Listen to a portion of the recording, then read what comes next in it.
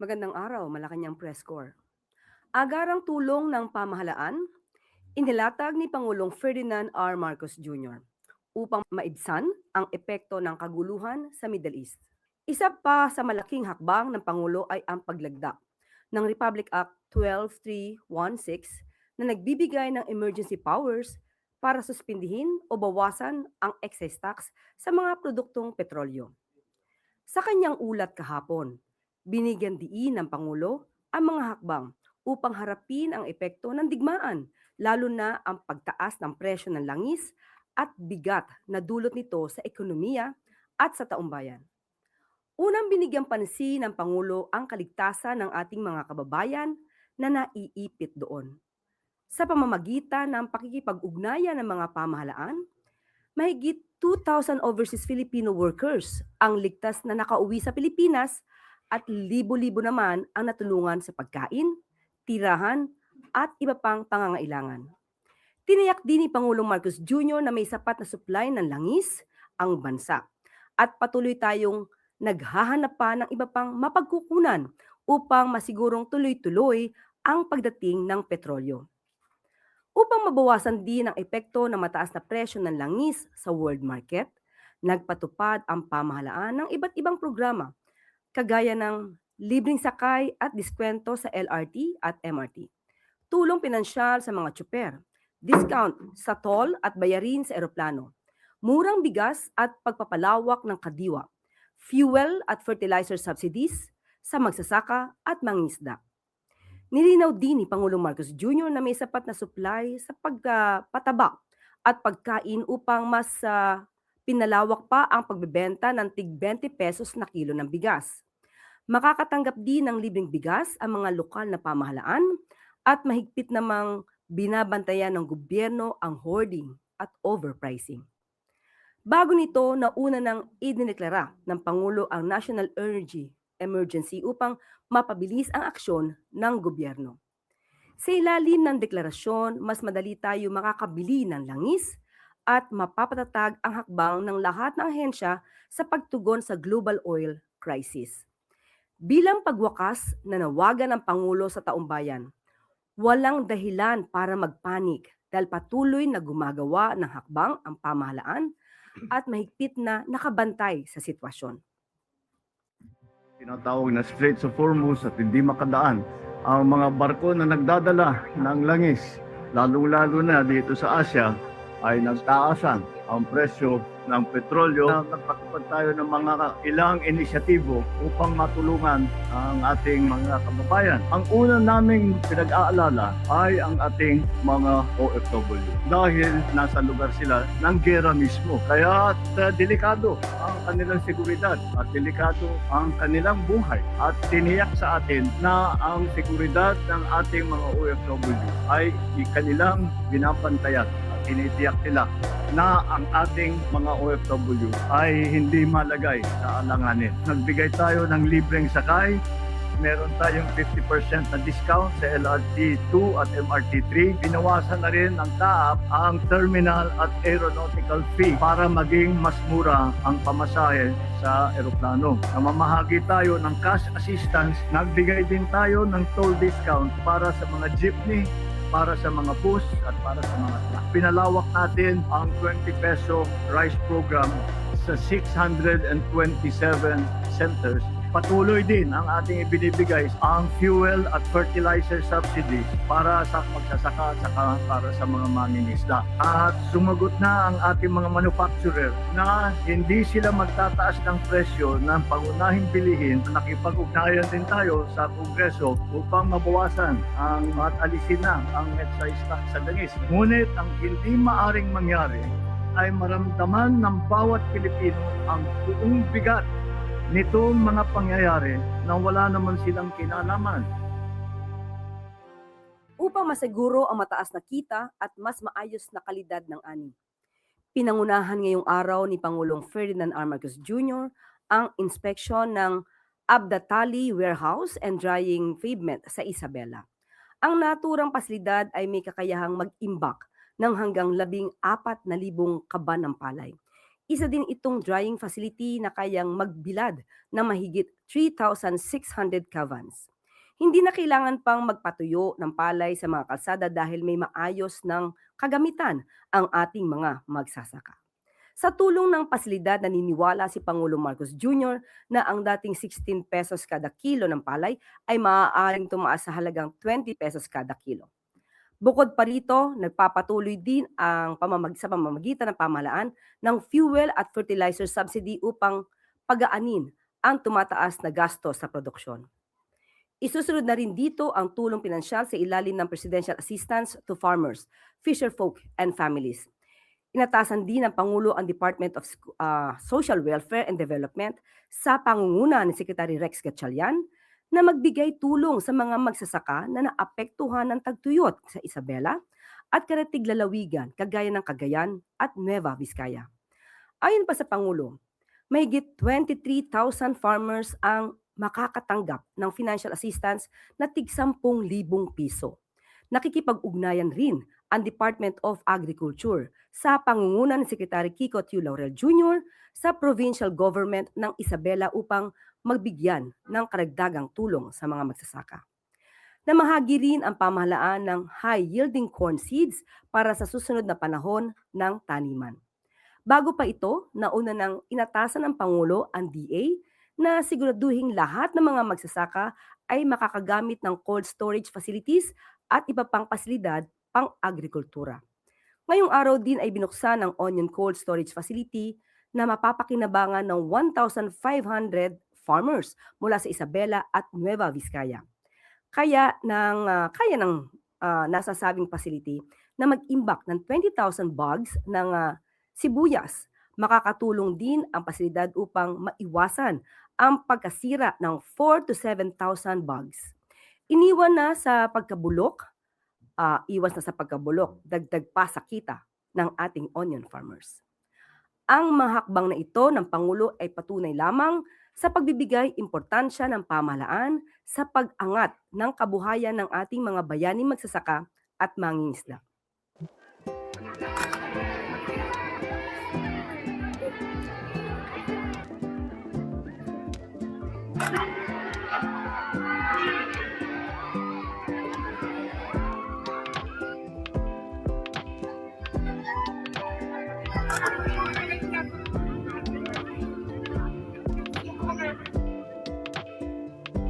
At maaari na po akong tumanggap na inyong mga katanungan. Unang tanong po mula kay Katrina Domingo, ABS-CBN. Good afternoon, Undersecretary. May we know kung meron na po bang computation kung magkano po yung mababawas or if totally po masususpend yung excise tax sa oil? And may we also know bakit po ni-retain yung 15 days after publication effectivity ng batas when we are finding it quite urgent for pump prices na bumaba po agad yung presyo? Unang-una, ang sabi mo sa tanong mo ay kung ano yung unang tanong? Magkano po? Sa ngayon, nakausap po natin si Secretary Sharon Garin at ito ay under review. Sa ngayon, dahil paiba-iba nga po ang presyo ng produkto ng petrolyo. So under review po siya. Ngayon, kung bakit nandun pa rin po na it will take effect after 15 days upon after its publication. Ito naman po ay naayon sa batas. Ayon sa Article 2 ng Civil Code, ito po ang karaniwang araw na tinatawag nating grace period bago ma-implement or mag-take effect ang isang batas. Ito po ay para sa sinasabi nating right to due process para lahat ng stakeholders, lahat ng mga kababayan natin, lahat ng taong involved ay malaman dahil alam naman natin kapag ito ay na-publish, it will be considered as an information or a notice to the whole world. So para sila ay makapagbasa, maintindihan, makapag-assess at makapag-prepare. At doon po sa 15 days na grace period, ito po ay nakakapagbigay sa kanila ng pagkakataon kung sila ay ano ang maaari nilang gawin. At ito pong 15-day grace period, ang maaari lamang pong magpabago nito ay ang Kongreso. So wala po sa kamayan ng ating Pangulo. Okay, ma'am, follow-up question lang po. Kung hindi po kayang madaliin yung pag-i-implement nung oil excise tax cuts, how feasible is it for the government to instead subsidize portions of the fuel, similar to what other countries have been doing to stave off steep spikes in pump prices? Nagkaroon na po tayo ng fuel subsidy. Ma'am, I mean What do you mean? yung buong similar po sa ginagawa ng Taiwan, for example, subsidized po ng gobyerno yung pagtaas. So therefore, nako-cover po, hindi po ganun kataas yung nagiging spike doon sa pump prices. Meaning, hindi lang po siya sa piling sector for PUV drivers, but for everybody across the board. Pag-aaralan po yan. Next question po, Ivy Reyes, Bilyonaryo. Good afternoon po, Yusek. Ex-NEDA Chief Winnie Monsod thinks PBBM's excise tax suspension helps the rich more than it helps the poor. So instead of declaring a national energy emergency, she said we should tax the rich instead. Ano po ang posisyon ng Malacanang dito? Sabi nga po ng Pangulo, nothing is off the table. So lahat po ng suwestyon ay kinukonsidera. At dahil po dyan, at nabalitaan nga po natin ang magandang suwestyon ni dating Secretary Winnie Monsod, inalam po din natin ang opinyon ng ating DepDev Secretary Arsenio Balisacan. Ang kanya pong opinyon at ang aking sasabihin, ang ganito pong klase na pagpapataw ng wealth tax ay talaga pong isang pangarap ng mga ekonomista. And these are his words, and I quote, "Imposing a wealth tax on the super wealthy is an economist's dream because wealth tends to compound. A wealth tax slows wealth concentration over generations. Such concentration translates into political and economic power, leading to market failures, slowing economic growth, and further weakening inclusivity. Implementing or administering a wealth tax is never easy. Most countries that have tried it, such as Germany, France, and Sweden, abandoned it because of its administrative complexity and the low revenue it generated. Moreover, a wealth tax may encourage capital flight, especially when imposed during an economic crisis." End of quote. Yusek, sabi rin po ni ex-Chief Monsod, there's no economizing dun po sa mga solusyon ng gobyerno kasi may ayuda nga raw po pero itataas din naman yung presyo. Ano po ang sagot niyo dito? Itataas po ang presyo ng Mayroon daw pong mga ayuda na binibigay pero Mhm. tataas din naman yung presyo ng mga bilihin o ng oil po. Sa ngayon po, ang hindi lang po makontrol ay ang presyo ng fuel, ng produktong petrolyo dahil hindi po natin hawak ito. Pero sa ngayon po, ang pamahalaan sa utos ng Pangulong Marcos Jr. at sa pangunguna ni DTI Secretary Chris Roque at pati na po ang DA sa pangunguna po ni Secretary Kiko Tiu Laurel Jr. ay nakikipag-usap po sa mga manufacturing companies at sa mga other stakeholders na huwag mataas o huwag pataasin muna ang mga presyo ng bilihin. So sa ngayon po ay masasabi natin na ito ang pinakamabilis na aksyon na maaaring gawin ng gobyerno para maibsan ang epekto ng krisis sa Middle East. At sa pamamagitan po nito, alam po natin at alam po ng gobyerno na kahit sa ganitong temporary na mga ayuda natin sa mga kababayan natin, alam natin na malaki ang epekto nito sa kanilang buhay. Sorry po, Yusek, last na po. DOE just said that the government doesn't have the capacity to take over oil retailers, and the president told us yesterday that it is indeed hard to control oil prices. So is the government saying that the admin can only do so much in this crisis? Ang gobyerno po, lahat ng pwedeng gawin within the bounds of law ay gagawin po. Hindi naman po tayo maaaring kumilos tapos lalabag naman po tayo sa ating batas. So kung ano po ang maaari lamang gawin ng gobyerno para sa maibsan ang dulot nitong krisis sa Middle East, gagawin po lahat ng gobyerno. Next question po from Harley Valbuena, IBC 13. Hi, good afternoon, Yusek. Ma'am, Yes, good afternoon. we are already implementing the 4-day work week in government offices along with other conservation measures. But what additional or stricter conservation practices will we adopt under the EO 110? Do we consider expanding the 4-day work week? Hindi pa po napag-uusapan kung magkakaroon expanding ng 4-day work week. At ito naman po ay pag-aaralin dahil meron naman po tayo ngayong Executive Order 110 at lahat po ng yan na maaari pang makatipid tayo ay pag-aaralan po at i-implement kapag meron na pong desisyon. Follow-up lang po, since now we already have the energy emergency, yun pong mga magagawa sa gobyerno ay naghihigpit na ng sinturon. So ano pa po kaya yung ihigpit pa? Kung kaya pang maghigpit, hindi natin masasabi sa ngayon kung ano pa. Pero sa ngayon po, yung nakikita ng Pangulo na dapat gawin, lalong-lalo na ng mga taong gobyerno or public servants natin, yan po ay pinapa-implement under the executive department po. Next question po, Tristan Nodalo, Newswatch Pass. Good afternoon po, Yusek. Oil companies told the Senate today that their supply may last until April or May, and Senator Win Gatchalian warned that you cannot run a country with uncertainty of fuel supply. Given this, can Malacanang honestly say that the government has full control of the situation and assure Filipinos that the country will continue to run without disruption? Nakikita po natin kung ano po ang ginagawa ng gobyerno. Maaari na po ang ibang mga bansa ay talaga nahihirapan po sa nangyari sa sitwasyon, pero sa ngayon po nakikita niyo po kung paano kumilos ang gobyerno, kung gaano kabilis kumilos ang gobyerno, at kung gaano na rin karami ang ginawa ng gobyerno para sa ating taong bayan. At sa ngayon po, sabi nga na po natin ay ito ay whole of government approach. Nagtutulungan po ang bawat ahensya at sa matter of fact nga po, binanggit po ni Secretary Sharon Garin, pati po ang DFA ay nakikipagtulungan na po para makahanap ng alternative countries for the supply. Nandyan po ang Canada, USA, South America countries, including Russia. Yan po ay ayon kay Secretary Sharon Garin. Follow-up lang po, in a Bloomberg interview, sinabi po ni Pangulong Bongbong Marcos na given yung crisis na nararanasan natin, it's not impossible na baka mabuhay din po yung discussion on joint oil and gas exploration with China.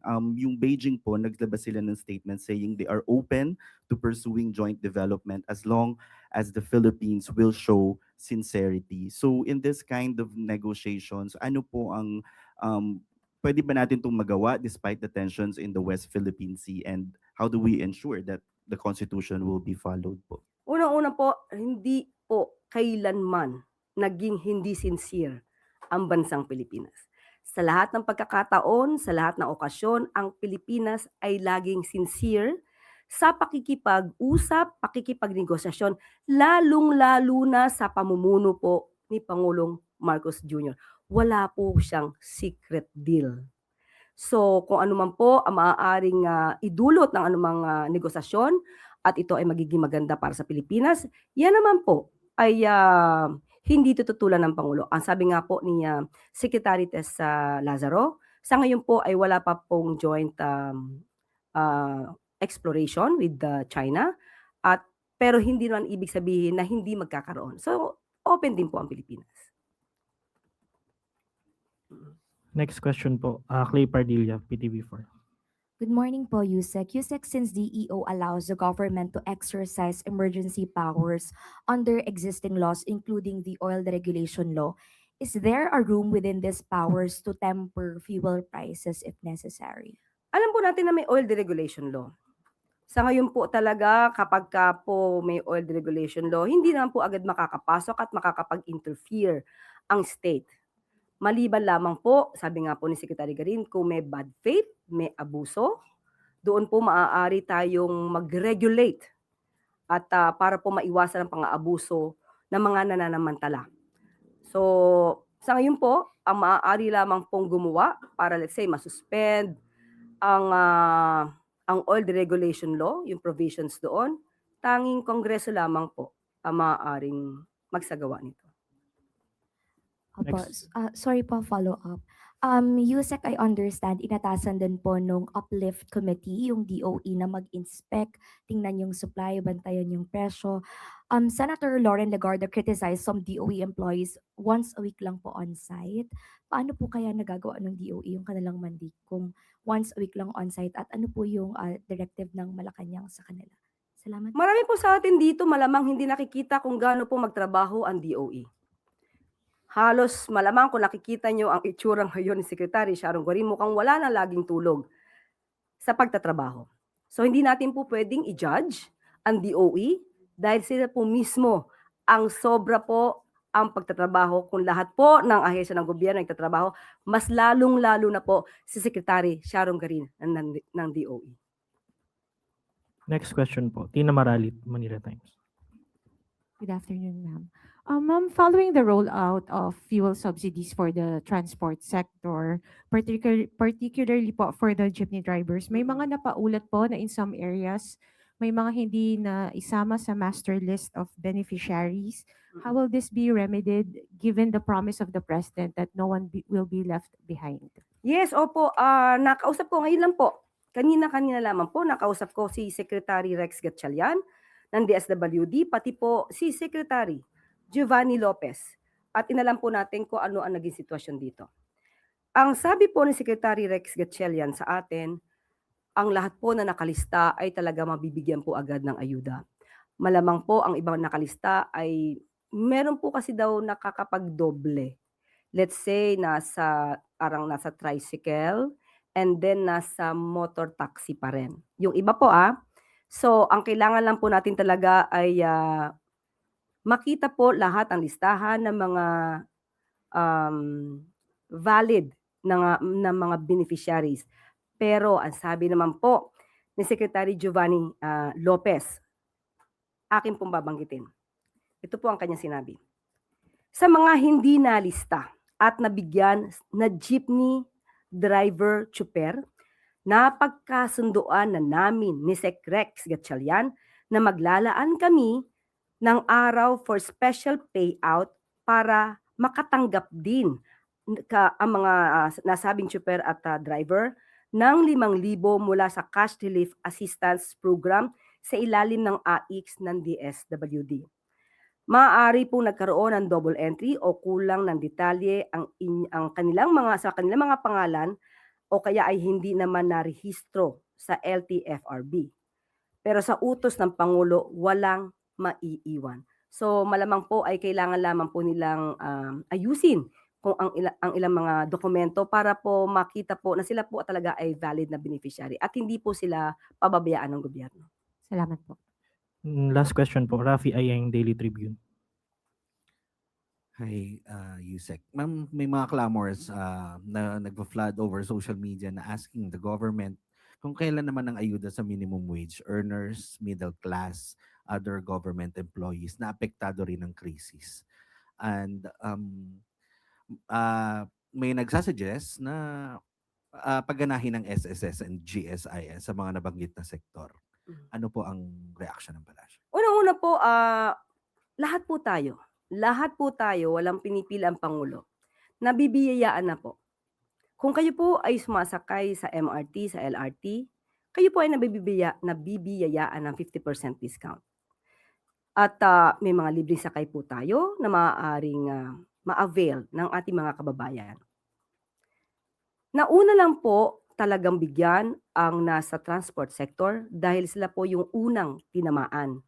At kailangan nila ng ayuda, pero ang Pangulo, sinabi po natin, binabalanse lahat ang tulong sa ating mga kababayan. Kaya nga po, hindi agad pinayagang magtaas ng pamasahe para po ang lahat dito ay makinabang din. Dahil nga nauna pong binigyan ng ayuda ang nasa transport sector. Ang kailangan lang po natin ngayon ay magkaroon ng pag-unawa, pag-intindi, at kumbaga lahat po tayo dito ay magtutulungan. Iwasan na po ng iba na manira, magbigay ng fake news dahil hindi po to panahon talaga ng pamumulitika. Follow up lang, ma'am. Will there be a time na darating ang panahon na magkakaroon rin ng cash aid ang mga nabanggit na yung minimum wage earner, yung mga middle class?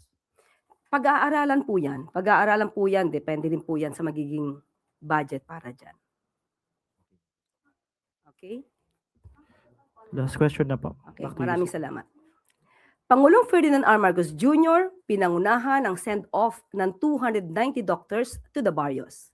Kahapon ay pinarangalan ni Pangulong Marcos Jr. sa isang presidential send-off ang batch 43 na doctors to the barrios program bago sila tumungo sa kanilang mga paroroonan. Hinirang ng Pangulo ang mga doktor dahil sa kanilang husay, tiyaga at sakripisyo para sa kapwa Pilipino na nangangailangan ng malasakit at serbisyong medikal.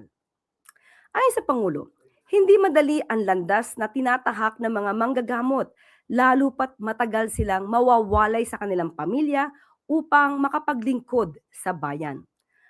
Ang batch 43 ng Doctors to the Barrios ay madedestino sa geographically isolated and disadvantaged area sa mga liblib na panig ng bansa. Ito rin ang pinakamalaking pangkat na pinadadala ng gobyerno sa kanayunan upang tiyakin na ang bawat Pilipino ay may access sa quality and compassionate health care. Mula taong 1993, halos 3,000 manggagamot na ang tumanggap sa hamon upang magsilbi sa bayan.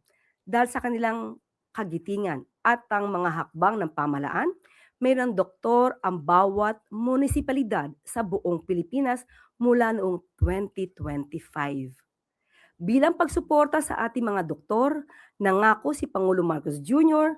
ng karagdagang training at pagpapahalaga sa kanilang kalusugan at kapakanan. Kaninang umaga lamang ay bumisita rin ang Pangulo sa Kabatuan Super Health Center sa Isabela upang kumustahin at personal na alamin ang pangangailangan ng mga healthcare workers doon.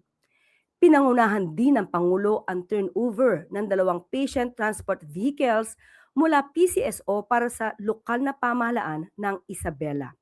Buo ang paninindigan ni Pangulong Marcos Jr. Walang Pilipino ang maiiwan pagdating sa kalusugan. Walang pamilya ang kailangang mangamba tuwing may karamdaman. Para sa ating mga doctors to the barrios at health workers, mabuhay po kayo. Maraming salamat po sa inyong serbisyo para sa ikagagaling ng bawat Pilipino.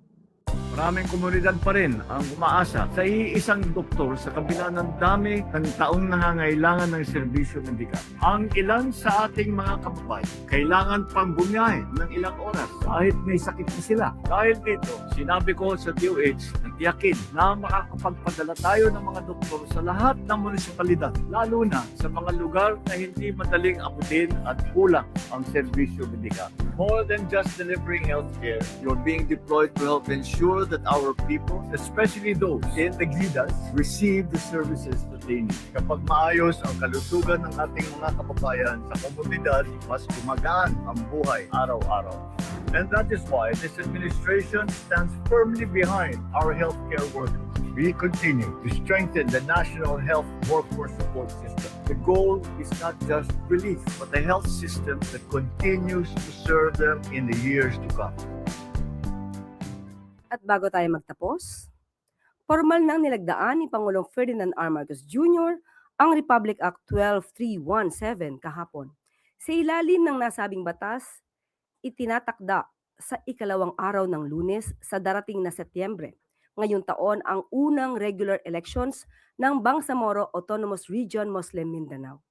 Layunin sa RA 12317 na isynchronize ang BARM parliamentary elections sa national at local elections. Ayon kay Pangulong Marcos Jr., malaking hakbang ang pagdaraos ng halalan para sa ating mga kababayan sa Bangsamoro dahil pinalalakas nito ang kapayapaan at prinsipyo ng self-governance sa rehiyon. Mahalaga at makasaysayan ang paparating na BARM elections hindi lang para sa Bangsamoro kundi sa lahat ng Pilipino. Dahil bukod sa ito, ang maglalatag ng pundasyon para sa mas matatag at maunlad na rehiyon, ito rin ay produktong puspusang pag-uusap para sa kapayapaang matatag at magtatagal hanggang sa mga susunod na henerasyon.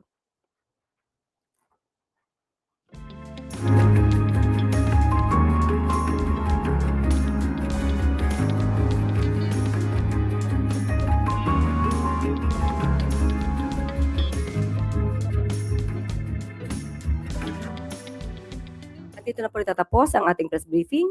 Magandang araw para sa bagong Pilipinas.